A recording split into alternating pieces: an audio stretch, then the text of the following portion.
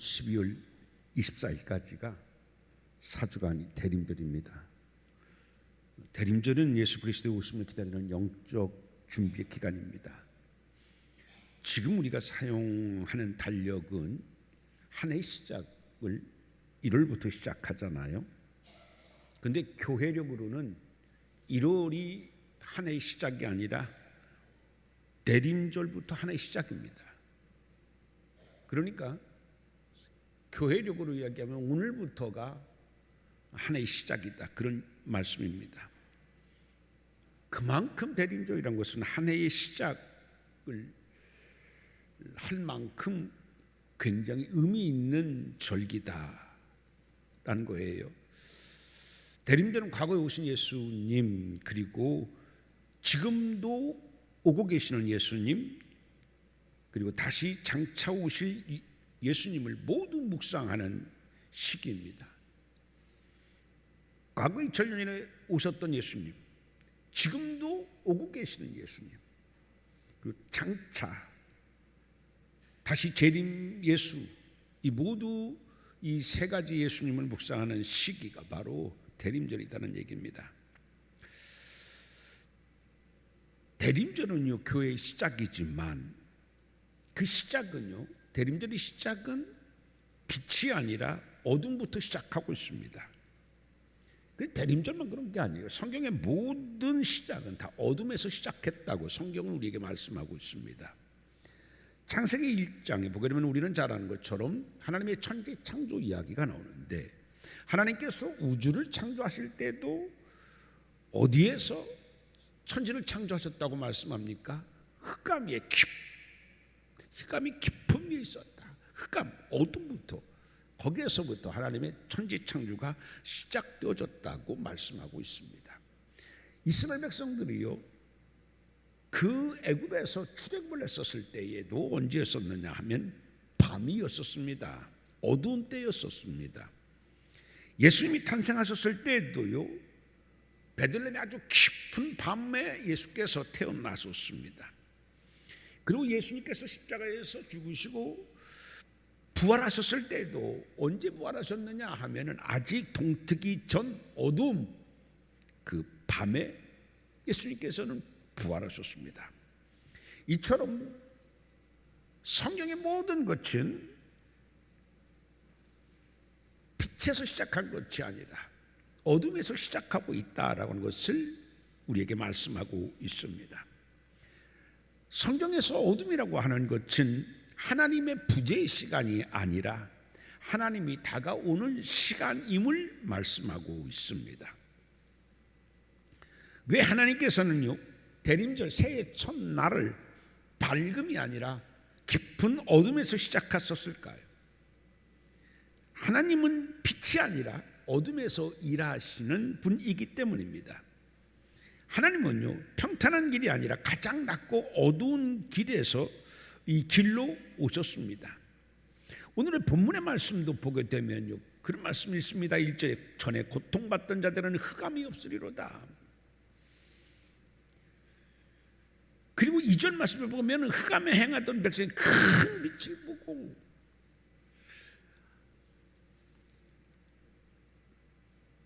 빛이 필요 없는 곳에는 하나님의 구원이 드러나지 않습니다. 대림절은 어둠이 깊어진다고 하는 것은 하나님의 새 역사가 가까웠다라고 증거하고 있는 것입니다. 여러분, 지금 우리가 사는 이 세상을 보십시오. 이만큼 어두울 때도 없었습니다.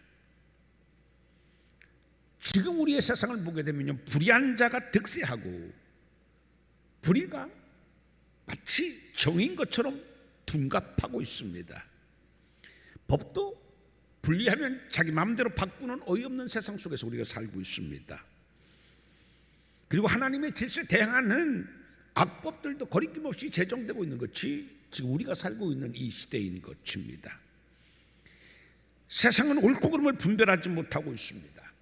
하나님이 이 시대를 보고 이 세상을 보고 하나님께서는 한탄하실까요? 기뻐하실까요? 그만큼 우리는 어둠의 시대에 살고 있어요. 이것은 주께서 가까워 오고 계시다고 하는 증거인 것입니다. 오늘 본문 이사야 9장은 흑암에 행하던 백성에게 빛이 비춰질 것을 예언하고 있죠. 그런데 그 배경은 아까 제가 1절에서 말씀드렸던 것처럼 어두운 흑암이었었습니다. 그래서 1절에 전에 고통받던 자들은 흑암이 없으리다. 흑암부터 시작하고 있습니다.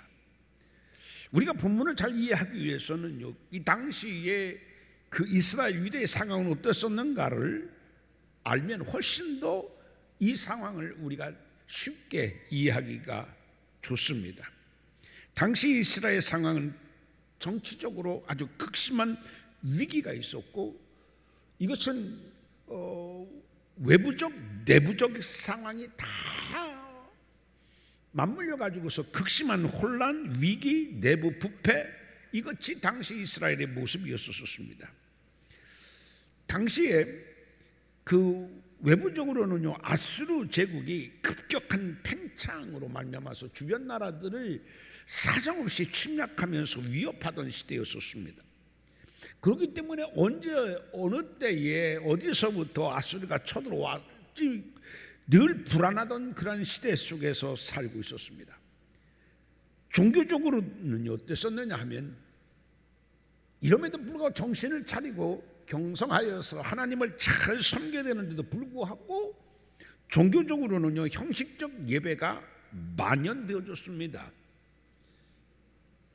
껍데기의 신앙, 살아서 영원히 하나님의 그 거룩한 영과 만나지 못하고 기쁨을 누리지 못하고 형식적인 예배 속에서 살아가던 것이 바로 그 당시의 신앙적인 모습이었습니다. 이사야 1장을 보게 되면요, 당시의 종교 상태가 어땠는지 우리에게 극명하게 보여주고 있습니다. 절기, 제사는 많았지만 마음은 하나님에서 멀어지고 겉모습만 남은 껍데기 신앙뿐이었습니다. 그래서 하나님께서 뭐라고 말씀하셨습니까? 너희가 성전에 뜰만 밟는도다. 너희가 아무리 재물을 가져온다고 하더라도 내가 너희의 재물에 식상하다. 중심이 없고 하나님과의 거룩한 만남에 사모하는 마음도 없고, 그들은 늘 빈 껍데기에 예배만 들었었기 때문에 하나님께서는 1장에서 그렇게 탄식하신 것이죠. 뿐만 아닙니다. 종교 지도자들은요, 귀족 그리고 부자들과 결탁하여서 공정하게 재판해야 할 일도 사서로이 판단하고 뇌물을 받는 일이 흔했습니다. 오늘날로 말하게 되면은요, 유전무죄, 무전유죄의 세상이 바로 이 당시의 세상이었습니다.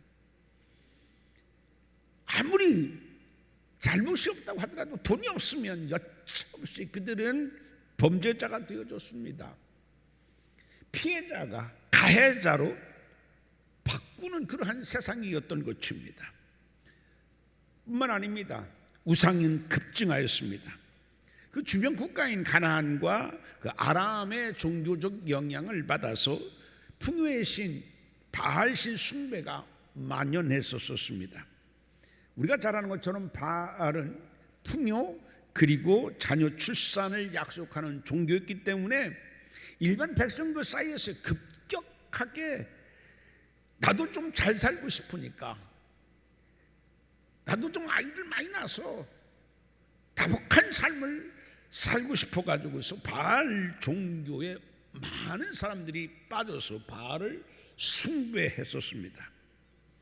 뿐만 아닙니다. 부자는 더 부자가 되어지고 가난한 자는 더 가난해지는 양극화가 극심한 시대이기도 했습니다. 부자들은요, 고금리를 이용하여서 채무를 이용하여 가난한 농민들의 땅을 헐값으로 빼앗아 부자들은 더 많은 부를 축적하여만 됐었고, 가난한 사람들은 고금리에 이기지 못하고서 자기의 땅을 빼앗기고 자기의 자녀들도 빼앗기는 그러한 시대였었습니다. 그래도 그 누구도 종교 지도자나 정치 지도자나 백성을 돌보는 그런 시대는 아니었었습니다. 오히려 그 반대였습니다. 세금도요, 무거운 짐이었었습니다. 왜 그러냐면 아수르의 위협 속에서 왕들은 군사력을 더 강화하기 위하여서 백성들로 하나님으로부터 고유를 짜내 세금을 더 증대했습니다. 가뜩이나 살기 어려운데 세금으로 다 빼앗기고 맙니다. 이로 인하여서 백성은 더 힘들고 더 어려워지게 되어졌던 것입니다. 그럼에도 불구하고서요, 상류층의 사람들은 경제적 풍요를 누리면서 늘 술파티와 향락에 빠져 살았습니다. 이사야 5장 11절 말씀에 보게 되면 이런 말씀이 있습니다. 아침에 일찍 일어나 독주를 마시며 밤이 깊도록 포도주에 취하는 자들이라는 말씀이 있습니다. 이건 무슨 말씀입니까? 그들은 늘 파티를 즐기고 향락에 빠져 살았어요.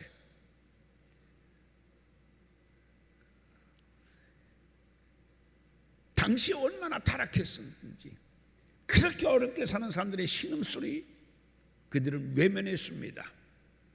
헐벗고 굶주리면서 사는 사람들 보고도 못 본 채 했습니다. 그리고서는 그들은 자신의 향락만 위하여서 자신의 사치만 위해서 이사야서 말씀에 보면요, 부자들은요 그때부터 발찌를 차고 다녔습니다. 발찌를 차는데요 갖가지의 금은보와 보석으로서 발찌를 차가지고서 걸을 때마다 보석과 보석이 부딪히는 소리가 짤랑짤랑했었고, 그것을 통하여서 부자들은 희열을 느끼고 자기의 부를 과시했습니다. 발찌만 찬 게 아닙니다. 발찌, 목걸이에도 그냥 단순한 게 아니었었어요.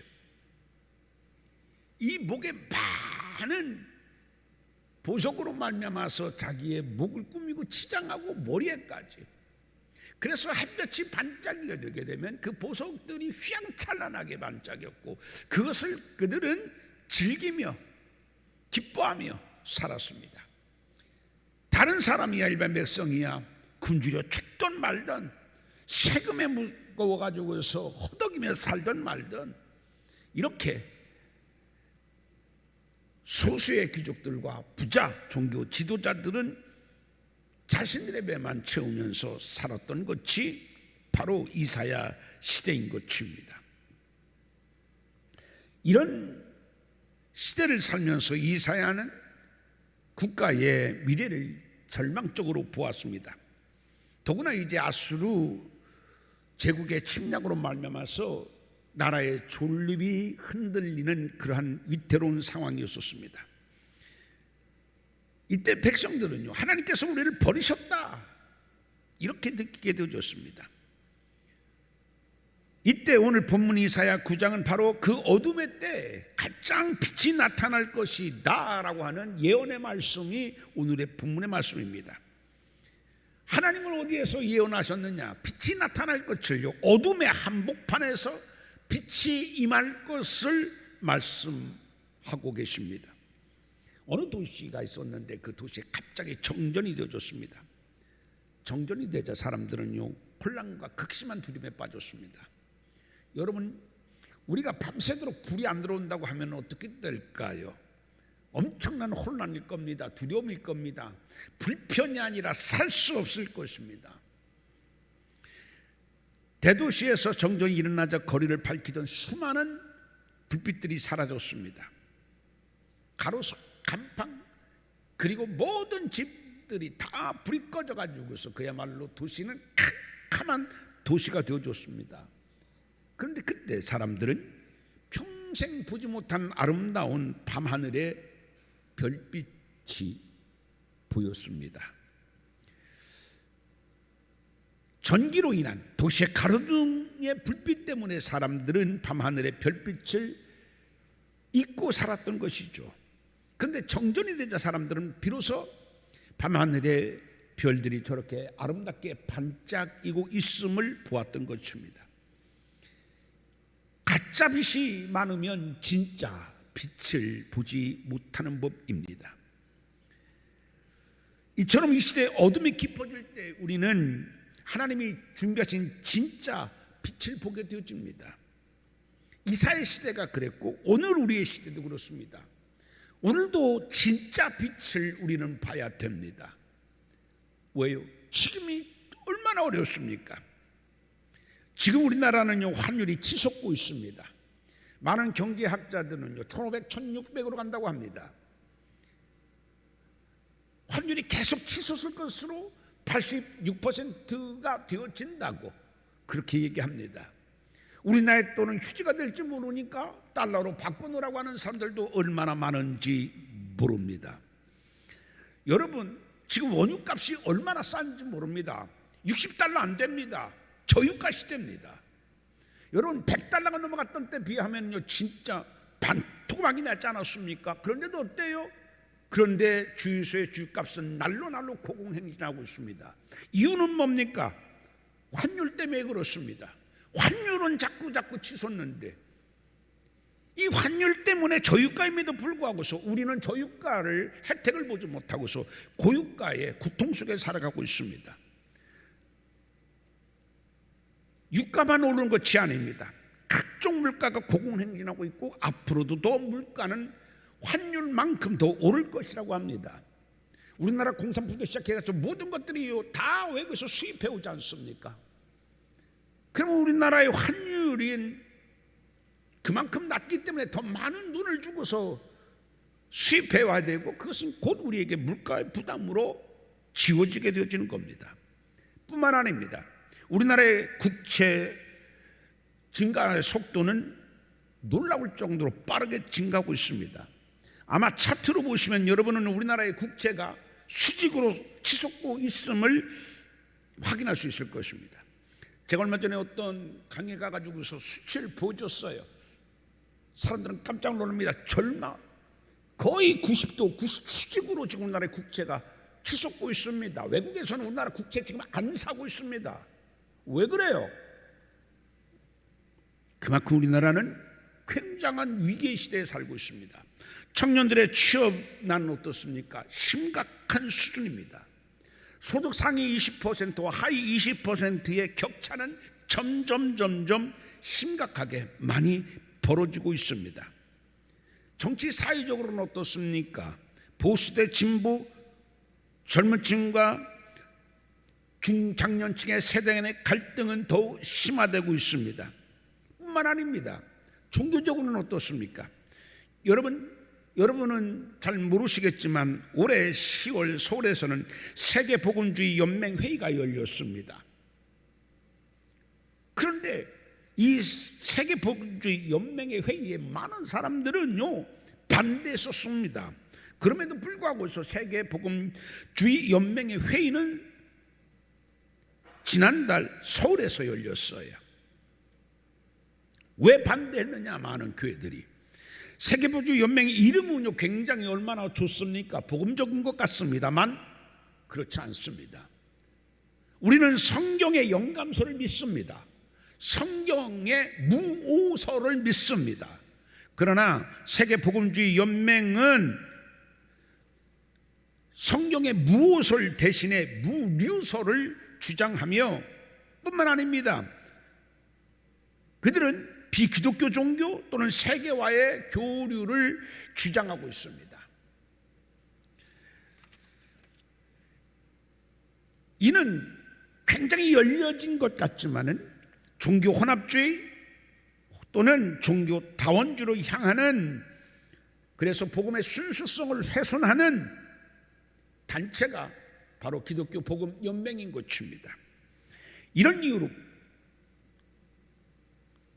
그 총회가 서울서 열리는 것을 그렇게 반대했음에도 불구하고서 예정대로 이 대회는 강행되어졌습니다.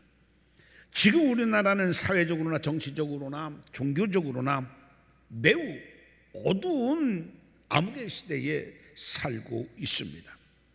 이사야 본문 9장의 유대나 지금 대한민국의 현실은 똑같이 사회적으로 정치적으로 영적으로 가장 어두운 때입니다. 아까 제가 말씀했습니다마는 유대나는요 그 빈부격차가 얼마나 심했는지 몰라요. 발목에서부터 목까지 머리까지 그들은 갖가지 화려한 보석으로 치장을 하며 부를 과시했습니다. 가난한 사람들은 찢어지게 가난했었습니다. 얼마 전에 제가 텔레비를 봤는데요, 우리나라 축구 선수 어떤 사람이 자기 부인의 카드를 써가지고서 한 달에 다른 사람에게 밥 사준 것이 1,000만 원이 육박한다고 합니다. 그래서 웃으면서 얘기를 해요. 저는 그 텔레비를 보면서 정말 화가 치밀었었어요. 저 텔레비를 보고서 얼마나 어렵고 많은 사람들은 약값을 걱정해야 되고 병값을 걱정해야 되는 사람들, 그 수많은 사람들이요, 한 달에 남 밥값, 누구 밥을 이렇게 사주니까 기억도 못합니다. 자기 돈도 아니라 돈 잘 버는 자기의 부인의 카드를 빌려가지고서 1,000만 원을 쓰고 있다니. 그들의 눈에는요, 어렵고 힘든 사람 보이지 않습니다. 짜장면 보통 먹을까, 곱빼기 먹을까 고민하는 사람들, 그 고민이 무슨 고민인지도 모릅니다.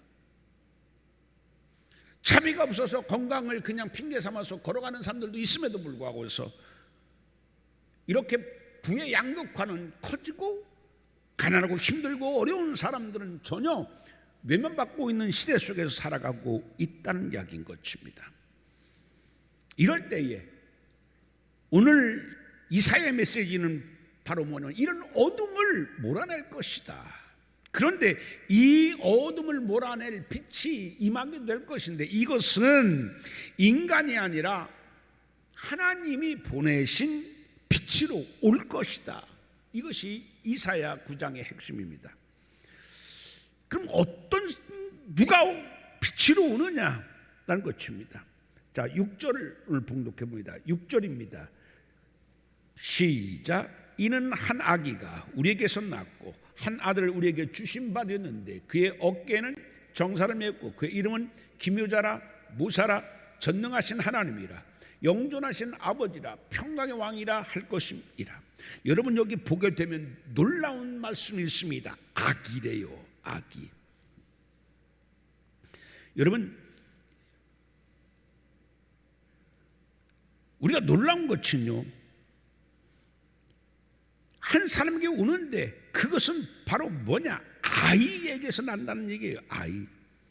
출중한 왕, 뛰어난 영웅, 이런 큰 사람들에 의하여서 이 빛이 있게 되어지고 세상을 바꿀 것이라고 하나님은 말씀하지 않습니다. 왕도 아닙니다. 그리고 세상에 우러르고 따를 영웅도 아니라 힘없고 나약한 아기를 보내어 이 어두운 세상을 빛으로 바꾸어 주시겠다라고 하나님은 말씀하고 있습니다. 세상은 강함을 찾고 구하고 있습니다.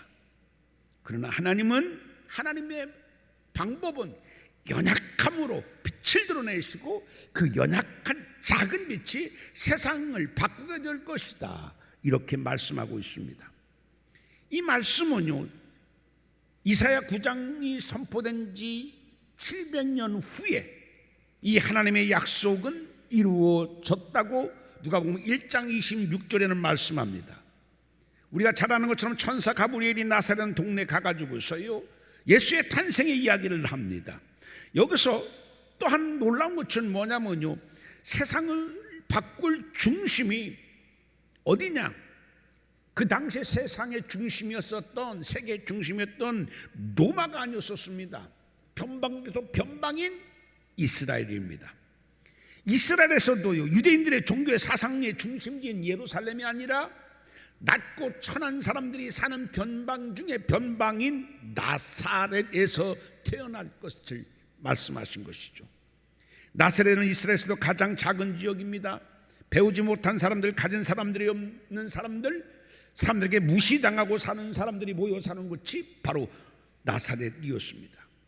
하나님은요, 가장 낮은 곳, 가장 작은 곳을 선택하셔서 세상을 바꿀 빛의 발현지로 삼으셨다는 이야기입니다. 여러분, 19세기 후반 영국은 그 산업혁명의 여파로 말미암아서 굉장히 급변했습니다. 지금 우리가 AI 시대에 급변하는 것보다도 더 엄청나게 급변했죠. 다 손으로 무엇인가를 만들던 시대에서 기계가 발명되어지고 자동화가 되어지게 되면서 산업혁명이 일어나면서 여러 가지 부작용이 생겼습니다. 풍요로 말미암아서 도덕적 해이, 알코올 중독, 폭력, 가정파괴, 이러한 것들이 산업혁명 이후에 영국에 불어닥친 큰 사회 문제였었습니다. 영적으로도 암흑 중에 암흑이었습니다. 그런데 이 웨일즈의 작은 도시에서 큰 회개운동, 부흥운동이 일어났습니다. 런던이 아니에요. 영국의 수도인 런던이 아니라 아주 작은 도시 웨일즈, 거기는 뭐하는 동네냐 하면 탄광촌입니다. 아주 도시에서도 멀리 떨어진 작은 도시 웨일즈입니다. 그런데 그 웨일즈에서 이 부흥운동, 회개운동이 일어났는데 누가 일으켰느냐? 높은 사람이 일으킨 게 아닙니다. 26살의 청년이었던 탄광 노동자 출신의 한 청년이 기도 중에 가장 강력한 성령 체험을 하며 웨일즈 전역을 돌아다니면서 회개운동을 벌인 것이 바로 웨일즈 운동이었던 것입니다. 보잘것없는 26살에 탄광촌의 광부였었어요. 얼굴이 새카맣고 옷도 변변치 않고 새카만 그 청년이, 그가 혼자 기도하다가 강력한 성령의 체험을 경험하고 뛰어나가서 회개하자고 외치기 시작했습니다. 그런데 이 웨일즈 아주 산속의 변방 중에 변방에서 외친 이 26살의 한 청년의 외침이 작고 작은 외침이었고 보잘것없는 이 청년의 외침이었었지만, 하나님의 역사는 오늘 이사야 9장에 있는 말씀처럼 악이 작은 빛이 전 세계를 바꿨듯이 26살의 청년의 외침은 웨일즈를 흔들고 런던을 흔들고 영국을 흔든 것만이 아니라 전 세계로 이 부흥운동, 회개운동은 뻗어갔습니다. 우리가 평양 대부흥운동, 평양 대회개운동을 이야기합니다. 그 평양의 대회개운동, 부흥운동이 무슨 영향을 받았느냐? 바로 이 웨일즈 운동의 영향을 받아서 우리나라에서도 평양 대부흥운동, 회개운동이 일어났던 겁니다.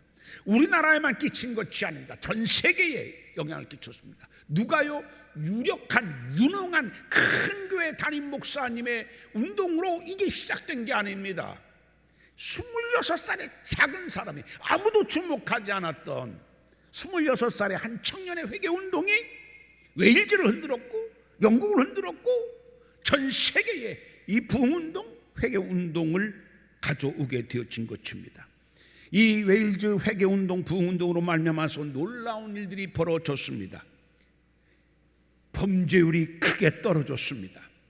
술집이 그렇게 만원이었었고 당구장, 유흥업소 사람이 그렇게 꽉꽉 인산인해였던 것이 이 부흥운동, 회개운동으로 말미암아서 술집, 당구장, 유흥업소들이 텅텅 비게 되어졌습니다. 뿐만 아닙니다. 이 탄광촌의 마당에는요, 그 탄광 광부들이 훔쳐갔었던 공구들이 회개하면서 가져왔어요. 얼마나 많이 가냐? 산처럼 이뤘다고 합니다. 산처럼. 보잘것없는 26살 청년이 외친 이 외침이 작은 빛이었었지만 이런 놀라운 역사를 가져다 주게 되어졌던 것입니다. 이처럼 하나님의 역사는 작은 곳, 사람들이 전혀 기대하지 않는 작은 사람, 높은 데가 아니라 낮은 곳에서 시작되어집니다. 오늘 이사야 9장의 말씀이 그러하고 이 말씀이 임한 누가복음 1장에서 나사렛도 그랬다는 이야기인 겁니다. 여러분, 오늘 이 시대도 그렇습니다. 대림절을 맞는 우리도 작은 빛의 시작이어야 됩니다. 대림절은요, 예수님을 기다리는 것만으로는 충분한 대림절이 되지 않습니다. 예수님의 생명의 빛을 받아들이고 우리도 이제 어두운 이 세상을 비추는 빛이 되어야 됩니다. 사랑하는 성도 여러분, 대림절을 맞이하여서 여러분들이 복음의 빛 되어지기를 주님의 이름으로 축원드립니다. 여러분들이 예수님의 사랑의 빛 되어지기를 바랍니다. 예수님의 생명의 빛 되어지기를 바랍니다. 그게 우리가 해야 할 일입니다. 그게 우리가 해야 될 일이에요. 형식적인 예배가 아니고 껍데기만 남은 신앙이 되지 않기 위해서는 그냥 여기서 예배 드리고 가서 나에게 거룩한 다짐, 거룩한 변화가 일어나지 않으면 그게 형식적인 예배예요. 그게 외식이에요. 내가 빛으로 살지 못했던 것을 뉘우치고 회개하지 못하고 애통하지 못하고 그저 그런가 보다. 그게 외식이란 말이에요. 그게 형식이란 말이에요. 그게 껍데기 신앙이란 말이에요. 오늘 우리가 필요한 것은 바로 오늘 하나님께서 우리에게 주시는 말씀, 너는 빛이라. 내가 무슨 빛이 될 수 있어? 이사야 9장 본문은 아기에서 시작한다고 그랬어요. 웨일즈 운동도요 26살 배운 청년이 아니에요. 배우지 못한 청년이에요. 누가 주목하지 않았어요. 큰 교회 목사님도 아니었었어요. 누가 이런 일을 벌일 줄 누가 생각했겠어요. 그러나 빛으로 살겠다고 다짐한 이 다짐이 웨일즈를 변화시키고 영국을 변화시키고 세계를 변화시킨 놀라운 빛의 시발점이 되어졌다라고 하는 사실인 것입니다. 사랑하는 성도 여러분, 오늘 우리는 대림절을 맞이해서 대림절이구나, 대림절이 그런 날이지, 그것으로 끝나는 껍데기의 대림절이 아니라, 껍데기의 신앙인이 아니라 내 가슴 속에 빛이 되고자 하는 거룩한 열망이 솟아나오고 빛으로 살겠습니다. 복음의 빛되어 살겠습니다. 예수님의 사랑이 빛되겠습니다. 예수님의 의의 빛 나타나며 살겠습니다. 다짐하고 이 빛으로 살아가는 귀한 여러분들이 되어지기를 주님의 이름으로 축원드립니다. 기도합니다. 하나님 아버지,